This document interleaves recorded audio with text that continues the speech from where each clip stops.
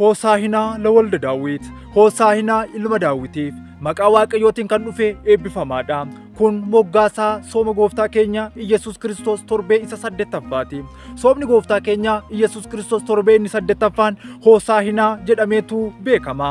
Hoosaa'inaa jechuun jecha Ibraayisxiitiin Hoosheeyinaa jedhama.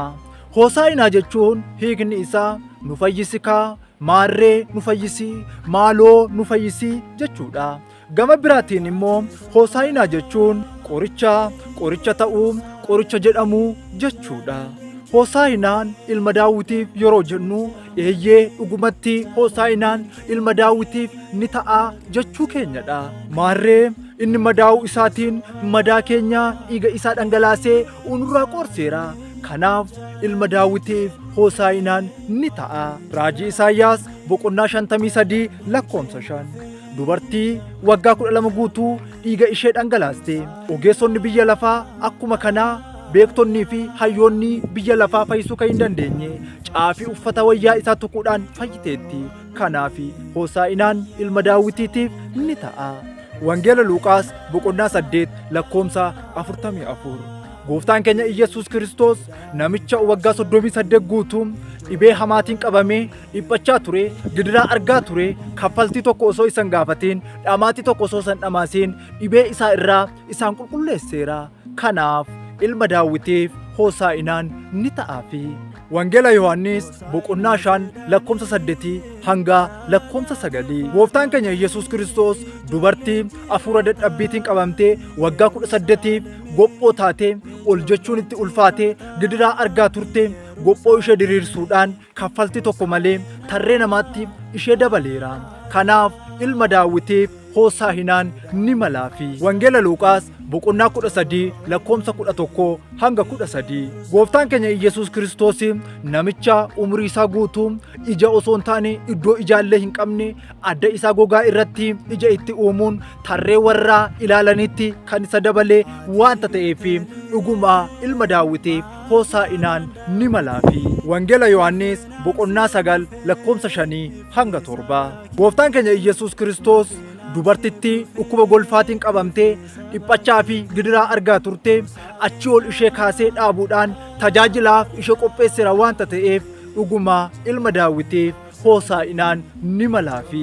Wangeela Maatiyos boqonnaa 8 lakkoomsa 14 hanga 15. Inni du'aa guyyaa 4 awwaalcha keessa ture boolla keessaa kaasee jiraataa isa taasiseera waanta ta'eef ilma Daawitiif Hoosaa'inaan ni malaafi. Wangeela Yohaannis boqonnaa 11 lakkoomsa 43 hanga 44. Ilmi Daawit gooftaan keenya Iyyasuus Kiristoos jechoota nuti filannee inni qoricha ta'uu ittiin ibsuun caalaa qoricha dhugaa akka inni ta'e beekuun dirqama keenyadha. Wangeela Maatiyos boqonnaa 21 lakkoomsa 2 hanga 3 irratti gooftaan keenya Iyyasuus Kiristoos bartoota isaatiin akkas jedhe. Ganda fuullee isaanii jirtu harree yaabbii hidhamtee jirtu ilmoo ishee bira dhaabbattu deemaatii hiikaatii naaf fidaa.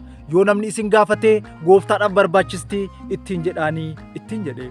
Bartoonni gooftaa keenya Iyyasuus Kiristoosis jecha gooftaa keenya Iyyasuus Kiristoos dhaga'uudhaan kallattiidhumaan gara ganda fuullee isaanii jirtu harree yaabbii hidhamtee jirtu ilmoo ishee bira dhaabbattu itti qajeelanii. Bartoonni gooftaa keenya Iyyasuus Kiristoosis harree yaabbiif geessee ilmoo hidhaatti dhaabbattu hiikuudhaan gooftaa keenya Iyyasuus Kiristoosiif fidanii. Gooftaan keenya Iyyasuus Kiristoosis harree yaabbii kana irra taa'uudhaan kallattiidhumaan gara Yerusaalem seene. Iyyasuus Yerusaalemiin akkuma dhufeen mana qulqullummaa bira yeroo ga'utti harree irra taa'uudhaan mana qulqullummaa sanatti ni naanna'e. Wangeela Maatiyos boqonnaa 21 lakkoomsa 2 hanga 12. Gooftaan keenya Iyyasuus Kiristoos fardeenii fi gaangoliiwwan yaabbannaaf mijatan osoo jiranii gadi of deebisuudhaan harree ilmoo irra taa'ee gara Yerusaalem kan inni dhufeef inni tokko raajii raajotaan dubbatame galmaan ga'uuf akka inni ta'e beekamaadha. Raajii Zakkaariyaas boqonnaa 9 lakkoomsa 9 akkasumas nageenya amansiisaa ta'e nuuf lallabuuf akka inni ta'e Phaawulos ergaa isaa gara warra Efesoon boqonnaa 2 lakkoomsa 17 irratti barreesseen nuuf ibsee jira. Beektonni, hayyoonnii fi abboonni mana kiristaanaa gooftaan keenya Iyyasuus Kiristoos gadi of deebisee harree ilmoo irra taa'ee gara Yerusaalem dhufuun isaa akkuma kanas immoo Yerusaalemitti mana qulqullummaatti harree irra taa'ee naanna'uun isaa kana bira darbee immoo gooftaan keenya Iyesuus Kiristoos harreetti irra yeroo taa'ee jirutti daa'imman Yerusaalem sagalee bareedaatiin maqaa Waaqayyootiin kan dhufe eebbifamaadha.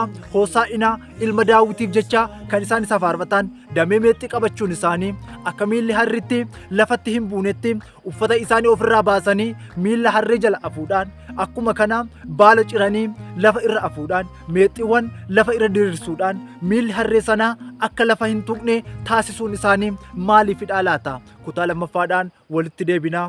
Galatoomaa.